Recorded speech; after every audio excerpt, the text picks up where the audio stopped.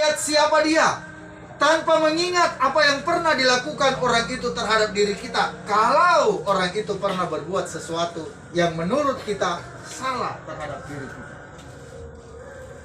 harus kita ingat Bapak Ibu. Kenapa kita diminta untuk saling mengasihi satu sama lain? Buka kitab Kejadian.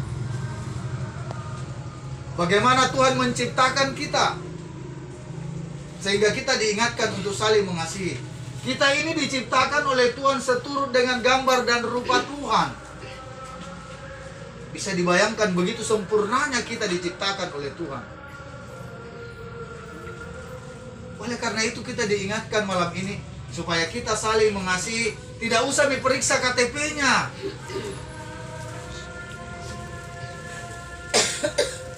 Mulai dilihat sukunya apa, alamatnya di mana, agamanya apa. Jangan dilihat itu.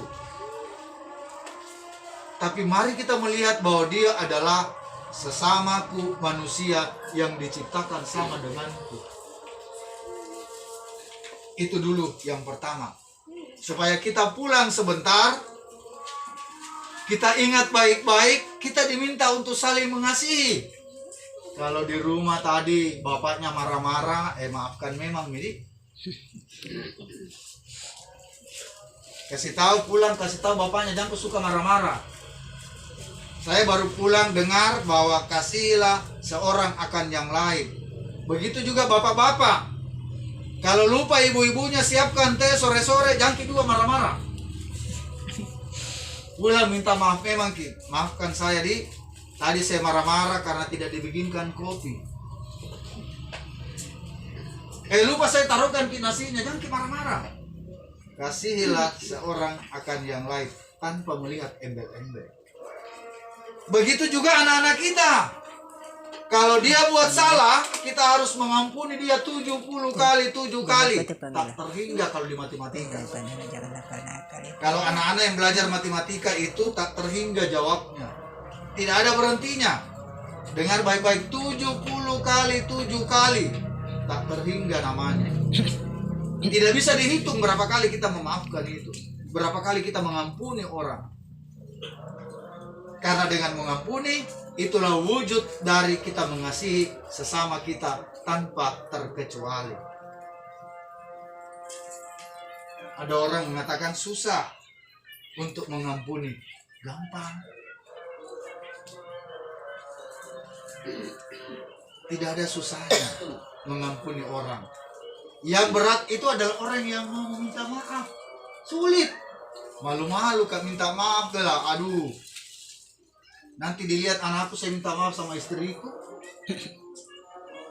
Kadang terjadi dalam keluarga seperti itu. Dan sangat berat untuk minta maaf. Berikut Bapak Ibu. Aku tidak menyebut kamu hamba. Sebab hamba tidak tahu apa yang diperbuat oleh tuannya. Tetapi aku menyebut kamu sahabat. Ingat kita disebut sahabat, tapi tidak berhenti di situ. Oleh Yesus sendiri dia menyebut kita sahabat. Dia jadikan kita sahabatnya. Dia tidak menjadikan kita hamba, tapi sahabatnya. Tetapi ada kelanjutannya. Apa kelanjutannya? Ketika kamu mempraktekkan apa yang kuperintahkan kepadamu. Apa yang dia perintahkan? Saling mengasihi. Kalau kita mau dijadikan sahabat oleh Yesus, mari kita saling mengasihi satu sama lain. Kita bisa bayangkan kalau di negara ini yang penduduknya lebih dari 200 juta saling mengasihi, tidak ada ribut-ribut. Tidak ada di Papua orang OPM.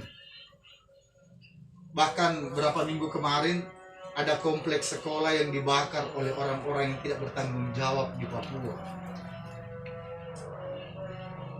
Tidak ada orang yang ambisi mau jadi ini kalau kita saling mengasihi. Orang akan jujur, orang akan melaksanakan apa yang dikehendakinya dengan sangat bijak dan sangat adil. Berikut yang terakhir Bapak Ibu, bukan kita yang memilih dia, tapi dialah yang memilih kita. Ingat baik-baik. Ada orang yang mengatakan, tidak, saya yang pilih. No. Bukan kamu yang memilih aku, tetapi akulah yang memilih kamu. Dan aku telah menetapkan kamu supaya kamu pergi dan menghasilkan buah. Tuhan memilih kita. Bukan kita yang pilih. Bapak Ibu, saya pernah ditanya oleh teman, dia juga guru, apa yang bisa menyelamatkan kita untuk sampai ke sana? Saya spontan saja jawab, yang bisa menyelamatkan seseorang untuk sampai menjadi ahli waris hanya perbuatannya. Tidak ada lain.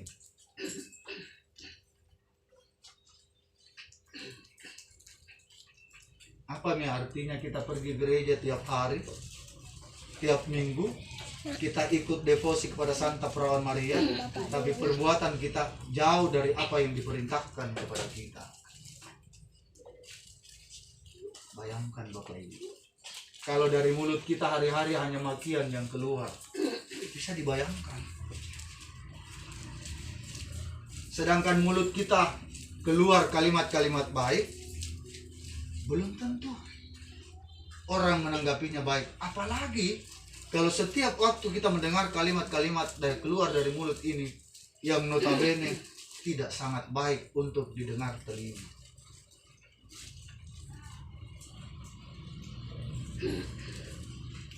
Saudara-saudari yang dikasihi Tuhan, ini 3 hal yang harus kita jadikan permenungan kita malam hari ini. Mengasihi orang tanpa melihat apa-apa.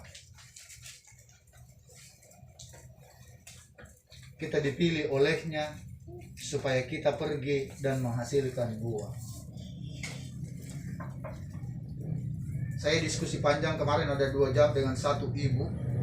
Saya sebut dia ibu, walaupun dia belum punya suami, tapi saya sebut ibu. 2 jam datang cari saya, mana yang namanya Pak Rafael.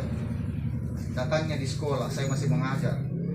Lalu satpam katakan dia masih mengajar. Dia menunggu di koridor. Saya tidak kenal ibunya. Tahu saya dari mana? Saya bertanya, tahu saya dari mana? Tidak mau diberitahu. Apa yang mau dibicarakan dengan saya? Dia bertanya satu hal yang kalau saya jawab salah, dia pasti tidak akan pernah lagi percaya kepada saya. Saya tidak mau diskusi di sini dengan ibu bapak.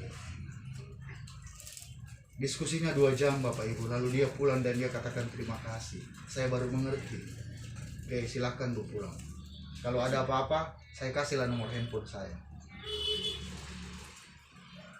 Saya berbeda dengan orang yang datang diskusi dengan saya. Ternyata dia banyak belajar tentang kitab suci. Lalu dia datang tanya. Saya katakan, kita salah alamat, tanya saya tidak paham benar. Kalau kita mau bertanyalah kepada pastor saya. Boleh minta nomornya? Tidak boleh, langsung ke gereja. Bapak Ibu saudara-saudari, lain orang mau belajar agama kita, mau baca kitabnya kita, tapi kita sendiri tidak mau baca kitabnya kita. Padahal membaca kitab suci sesungguhnya kita berkomunikasi dengan Tuhan. Baca kitab suci itu sesungguhnya kita bicara dengan Tuhan. Jangan bilang nanti kita berdoa kalau kita bicara dengan Tuhan. Ingat ya, kehadiran Tuhan di tengah-tengah keluarga di tempat ini adalah melalui sabdanya. Firman Tuhan yang kita bacakan, Tuhan itu ada bersama-sama dengan kita lewat sabdanya. Semoga demikian. Amin.